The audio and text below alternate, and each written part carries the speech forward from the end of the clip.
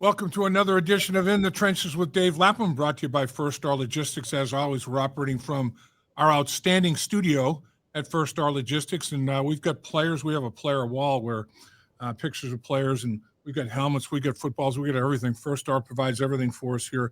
We could go out and have a game, play a little contact football, and that's a foreign term. Contact football. There hasn't been much contact going for the Cincinnati Bengals in their football. You got Bruce Kozerski here. He'd be the most versatile offensive lineman in the history of the Cincinnati Bengals, or the National Football League for that matter. Could play center, guard, tackle, and play every single one of them exceedingly well, man. Had the techniques and fundamentals down everywhere. Holy Cross graduate, Holy Cross collegiately. So he's got the brain power, and he's coming to us from Holy Cross, the high school. That's right. In Kentucky, huh? And when I came to the Bengals, Dave, all I knew was you came from just a little bit north of Holy Cross College, right? Yeah. Up in Lowell, around that part of the time. And you were the tool. You were the multifunctional tool. And I wanted to be just like Mike. I wanted to be like Davey. And here, you get into the Ring of Honor here, and here I just want to be like you. Yeah, well, you'll be in the Ring of Honor. It's going to happen. As a matter of fact, that you should be. There's a whole bunch of Bengals. You're going to run out of ring. Yeah, right. Run out of ring. But I'll tell you, when you do get in, man, it's an unbelievable experience. It's when you see your name, up there on that plaque, and it's going to stay there forever. That's definitely a unique experience. I have an opportunity to congratulate you one more time in public, and I'm so proud of you. I'm proud of the fact that I know you and that I'm part of the same organization that you made great. I appreciate that very much. And we were both members of offensive lines that really played well, played at a high level. We both had offensive line coach Jim McNally, who he's in Guru. The guru. He's in Rings of Fame, Rings of Honor, Hall of Fames. He's in all of those, and should be. He should be in every single one of them. How much of what Jim McNally taught you do you apply to the kids that you're coaching in high school? Every day. When I was, it's you study so much film with Jim McNally. You know not only the plays you want to run, what you believe would work, the blocking schemes, but also the fundamentals of what you need to do to beat that guy across from the line of scrimmage from you. He would teach you guys to jump block. Occasionally on a pass block, the guy's a bull rusher. You want to get after him. You got to know these kind of things. And so high school kids are just naive. They don't know what they don't know. And so when you teach them and they use it and it works, man, what a great feeling for them. What a great feeling for me as a coach. And so you're teaching them to watch film, study their opponent, know their game plan, and it makes them all better. And they have a much better game because of it. Yeah, that's what it's all about. You're grooming these young high school football players to maybe get a college opportunity, get a college scholarship. That's every family dreams of that. There's no doubt, particularly mom and dad, because it takes a little easier on the pocketbook. But yeah, it does. You've done that with quite a few players over the years at Holy Cross. What kind of a feeling is that when the family comes up to you and the dad shakes your hand and mom's got tears in her eyes and the kid is looking at you, with tremendous amount of pride because you're the guy that got him the opportunity to get a scholarship? What's that feeling like, Koz? It's an amazing feeling, and you have a feeling maybe middle and into sophomore year, and certainly throughout their junior year as to whether they have a chance.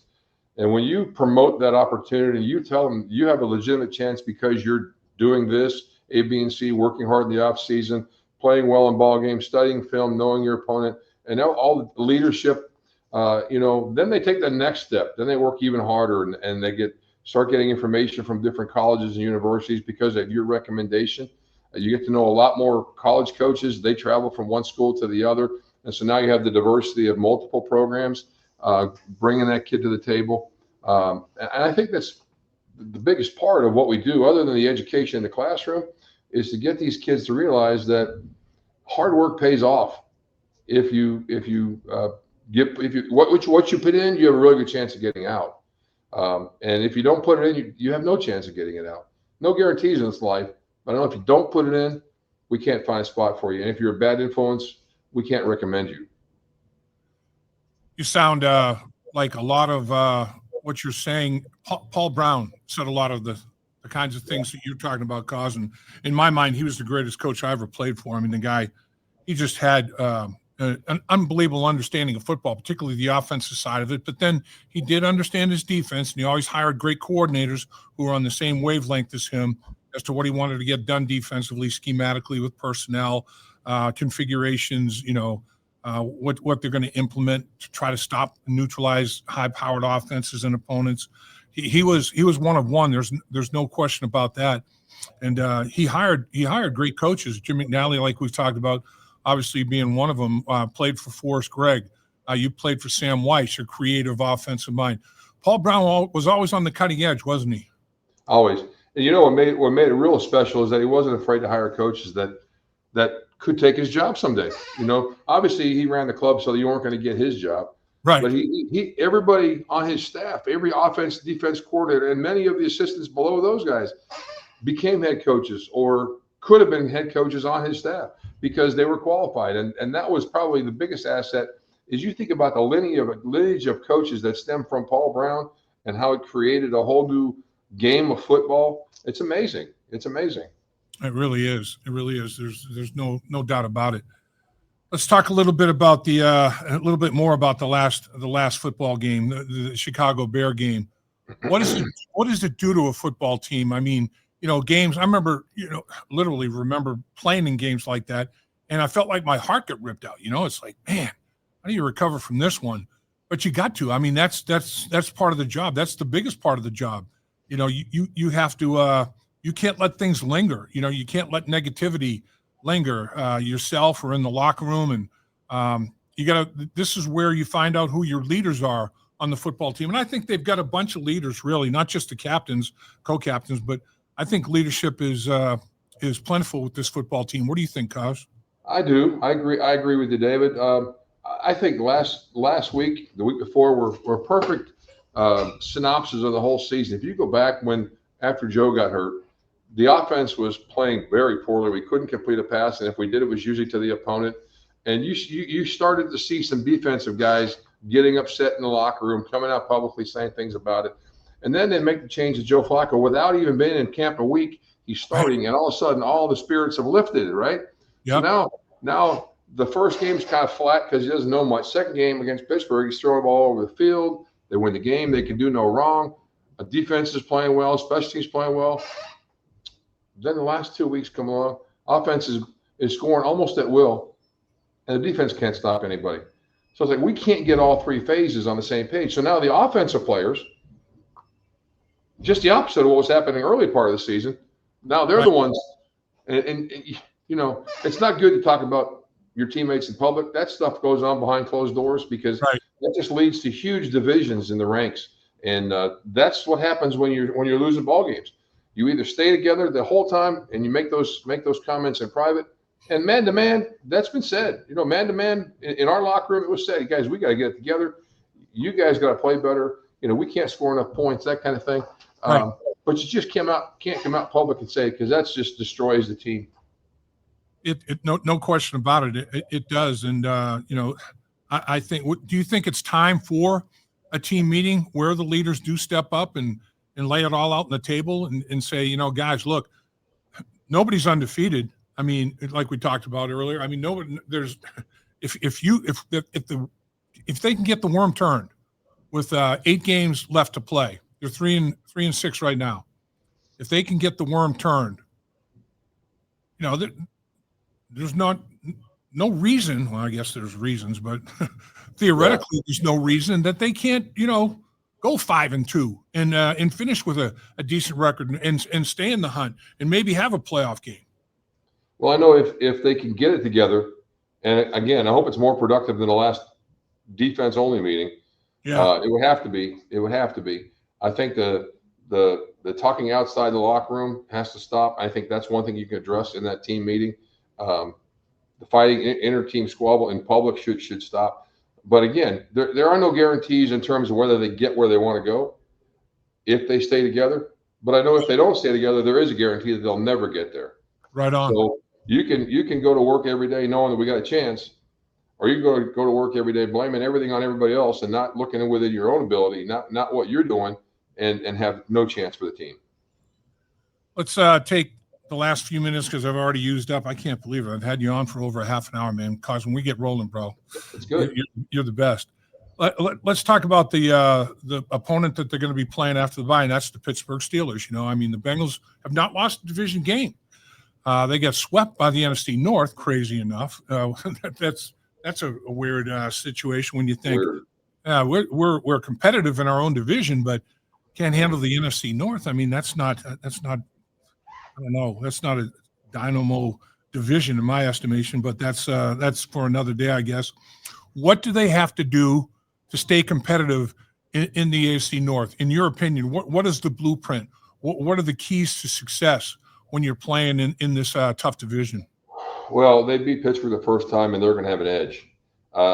When we hit the field in Pittsburgh, and it's in Pittsburgh this next time, yep, they got to hit the field fast. They got to hit running. They got to play solid defense and offense up front because Pittsburgh's going to play with an edge. And unless we jump on them early and take that edge away and make it a level playing field, they're going to continue. The crowd's going to get into the game. It's going to be more and more difficult with every snap, every big play that they make. And before you know it, that's going to be over. And now it's steamrolls because the rest of them are coming.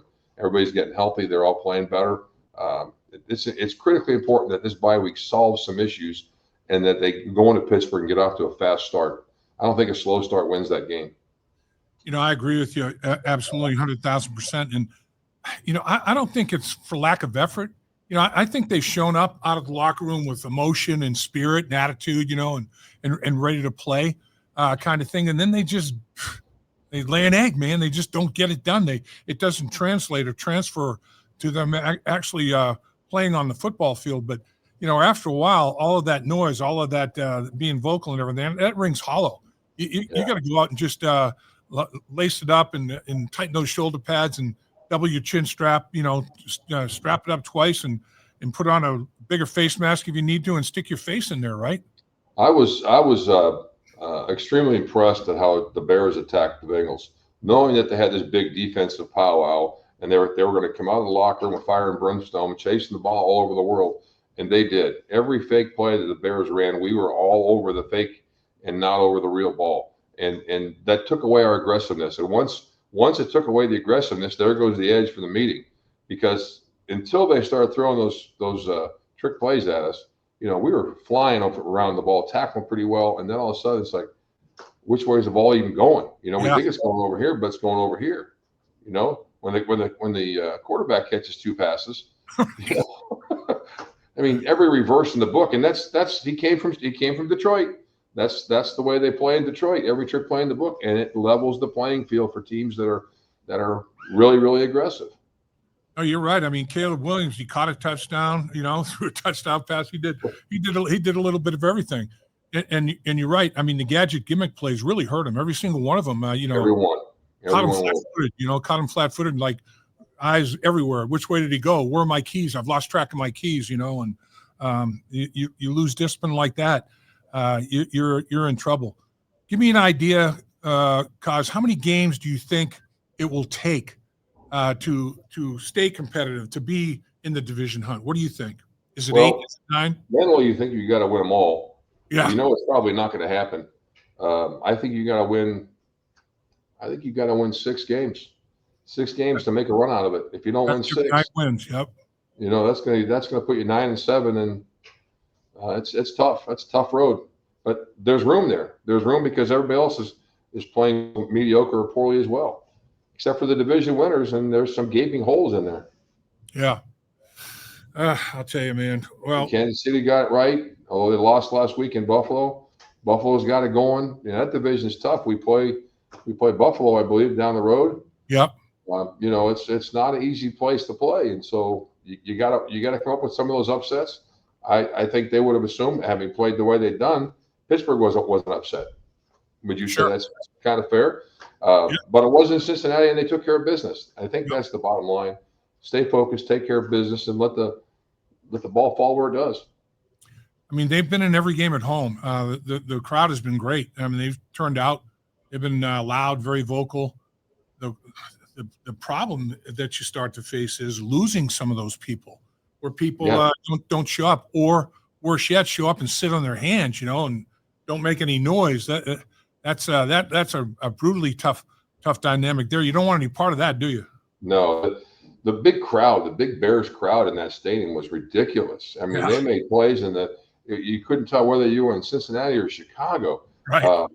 Then they went up by 2 scores, and a bunch of the crowd was leaving. I had to leave because I had to get to the radio with WW, and I started walking across. You had to wait for a crowd to get out across the street. You had police crossing massive crowds already. And then I get to the far side waiting for my ride and looking back on the Jumbotron, we'd scored. Right. Crowd goes, whatever crowd was left goes nuts. Then the onside kick, they go nuts again. And then we scored another touchdown, they go nuts again. It's like, my gosh, they got a chance to win this game. But, there's 56 seconds left. There was a sinking feeling in my heart. I hear you.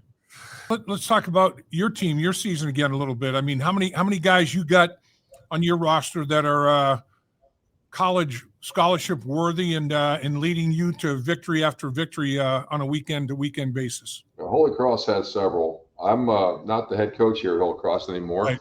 But Holy Cross has several. We've got a huge tight end, 6'7", and about 230 pounds. He's been recruited by some big schools. Max Hunt doing a great job. We got a lot of really good position players that are going to be Division III, Division II caliber type of players because of size. One of their better players is out all year. He hurt his knee in training camp, had a meniscus tear, and was out for six months, and so he won't be back. Maybe if they make the state championship game, but they have an undefeated season going here. I've been working with my son over at the Bishop Brossard, and we had a really good season going. Got into some really physical opponents. Got some guys nicked up, and on small rosters, just like here at Holy Cross, we always had some injuries. It affects your performance because you're playing sophomores and in some cases freshmen in positions that they're not physically able to handle at the varsity level just yet. But it's part of the game, Dave. You move on, next man up. Yep. There's many. I remember my high school football career for many reasons. Guys I played with are lifelong friends, still buddies with them today. We communicate all the time about all kinds of things, not just football, but life in general. Right. And having those winning seasons, those championship seasons, you never forget. And not only winning the championship, but winning it at a special place. Do you guys get to go somewhere unique and special for your state championship game? We used to go to Boston University or to Boston College or, two schools that right. We won our state championship. It was at Western Kentucky University. Nice. And it was a great atmosphere, great crowds. I think now they play it at Kentucky, UK, and so it's still great crowds, a great opportunity for these kids to step on a big-time college football program, and again, it's a time of their life. They've never played 15 games in a full season to get to the state championship, so it's the wear and tear. But when you win, you know how that is. Nothing hurts. Nothing hurts, and they're young too. They heal quick. How many like really gifted athletes do you have, Cos? How many guys do you have that are not only play football, but play basketball, play baseball, put the shot, throw the discus, whatever the case may be? I know you're a multi-sport guy. You're great. This football team here has a lot of basketball players, football players, obviously. They've got a lot of baseball players. It's a very good baseball program here as well. Yeah, and right. So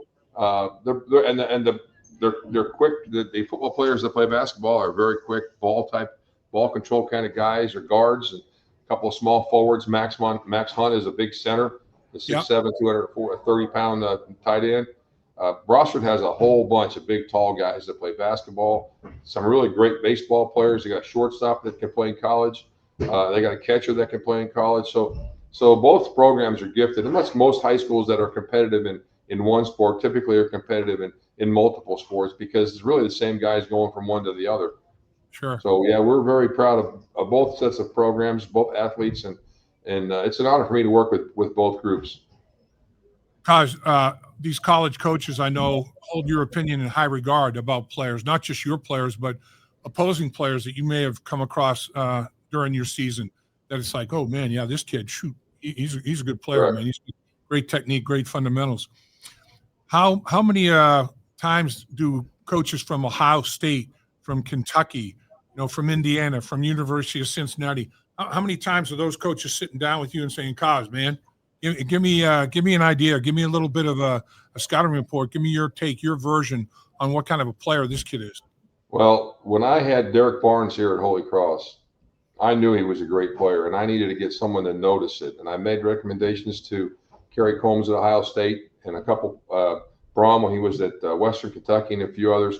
And so when Derek was only getting the MAC schools invitations, and he had scholarship from all of them, I called Kerry and I said, "What's the chances that you can come down and see this kid? I'm telling you, I've seen a lot of great athletes, but this is the finest one I've seen in a long time. And I need you to take a look at him." He was in the school the next day. He walked in. He was invited to their big camp.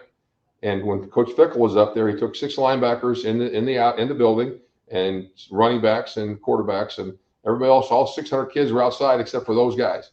And he put on a show. And Fickle came over and said he's the best linebacker here, but the coach already has offered 3 linebackers, and so they didn't offer him. And his goal in life was to play in the shoe. And so when he went to Purdue, Brom transferred to Purdue right before the signing period. He called me up and said, "Hey, Coach, I know he wasn't interested in Western, but how about Purdue?" I said, "Absolutely." So we had him up there the next day, and he committed to go to Purdue. Broke the heart of Toledo because that guy was on him like white on rice. Right. And 2 years later, they go into the shoe and beat him. And that was the game of his career in college. He's had some good ones here lately in the NFL too. Man, telling you. Michael Mayer, tremendous tight end from Cupcalf. Yeah, right. Played first round pick. We've had some great athletes in Northern Kentucky. Quarterback that played at Minnesota was out there. We had conversations about him. A lot of the coaches in Northern Kentucky are a close group of guys, and they want to promote all their players because it just speaks volume for the level of football played over here. Yeah. I mean, it is a good brand of football. I mean, Kentucky, or I should say high school football in the city of Cincinnati, I mean, every network covers it. I mean, it's big time. I mean, Friday Night Fever is huge. I grew up in the New England area. Football is big up there. There's no question. I mean, it's a family affair. Community. What is that like when basically the whole community? It's almost like the football team is the leader of the parade. I mean, the whole team parades out there on the football field and puts on a show. What's that like? The community, when you're winning ball games, you can do no wrong. The community right behind you. Some programs, Holy Cross community has been fabulous for all the seasons, winning and losing. But every now and then you go in a rut, and mom gets involved and wants to talk to the coach, and it's like, I'm coaching your son. I'm not coaching you. You're going to wait 24 hours, and we'll have a meeting with myself and another coach, or myself and the principal. If you feel like you can make this program better, I'll meet with you, but I'm not going to meet with you when you're angry. I want to make you settle down, think about it, because then half the time they don't want to meet. Half the time they think about it, they say, "You know what? I'm not going to address that." Right. Most of the time, it's words that are said in heat of the moment. And having played a lot of football games, Dave, that in the heat of the moment, things are said on the sidelines that need to be left on the sidelines. Right. No question about it. Absolutely right. You're a very very smart individual, high IQ, not just high football IQ, but very intelligent man. And you get a degree. You go to high school and you get a scholarship, go to college and earn a degree from a reputable institution like Holy Cross, more than reputable. What's that like? What's that like for you and your family? How proud are your parents on graduation day when you come walking down the aisle with the cap and gown and diploma? Amazing. It was amazing. My siblings, lower middle class family, 6 kids in the family. It was difficult to go to college and get it paid for. Sure. I was blessed. I did have a knee injury in high school, and at that point, Mom said she wasn't going to let me play football anymore. And I begged my dad, and fortunately, he signed the physical for him but he did say you're gonna get in that weight room and bust your butt on the track, and because if you get hurt and I get divorced, I'll never forget you. I'll never forgive you. And so I did. So at that point, I realized that football could be a one-play deal, and So my education, fortunately, was high expectations to begin with. Holy Cross offered me a scholarship. I'd already had the paperwork from my senator to go to West Point. I was almost going to West Point. Really? I had North Carolina. I'd visited Howard Schnellenberger in Miami, Florida. I knew that wasn't a possibility when I went there and saw everybody on the beach at noon. It would have been a great place to go, but you're not going to get educated. And having had that knee injury, I knew that wasn't a possibility. So I went to Boston College and a few other places. But when I walked on campus, my sister gave me some advice. She said, when you're in the right place, you'll know it. And I walked on the campus, a great institution for academics. They had the program I wanted for mechanical engineering. I went to Holy Cross and Worcester Polytech at the same time. 2 different schools, played Division I football. What else could I ask for? And they worked with me because of the classes. There were all different times. I started as a freshman. What else could happen? And so it just magically worked out, Dave. I don't know how to explain it. It just, how it is. You're playing and you're getting the grades, and it was a miracle. I met my wife as a freshman, and that kind of kept me focused and grounded. I didn't need to go to parties to meet people, and I was just, it happened. Yeah. 41 years later, here we are, married 41 years later, 50 years in football, 52 years now with all we've done the last couple of years. And I've got some body parts repaired since I stepped down as the head coach. You know how it is. At least you got all your own. Sometimes the wheels fall off the wagon. No, I hear you. But you got your own. You don't have replacements. I mean, that's all good. But right. When you think of it, everything you just talked about right there, it's been a beautiful football life for Bruce Kozerski. Yeah. And you've earned and deserved it, my man. I mean, nobody gave you anything. That. I mean, one thing I want to do is say kudos to the administration at Holy Cross for letting me do what I did for all those years. We started the program on a wing and a prayer. Yeah. 23 kids. Only 4 had ever had a helmet on, and I swear it was on backwards, or maybe a trick or treat. And we turned the program really quickly into something that was substantial. And I'm very proud of that. And I wish these guys all the best. They're 10-0 for the first time in school history. Division champs for the first time in school history. So keep it going. Keep it going for sure. Koz, with that said, can't thank you enough and wish you nothing, you and your family, nothing but the best as well. And let's both go out and have the best day we ever had. What do you say? Yes, sir, Scoop. I appreciate you inviting me on the show. Have a great day. You do the same, sir. Much appreciated. Take care.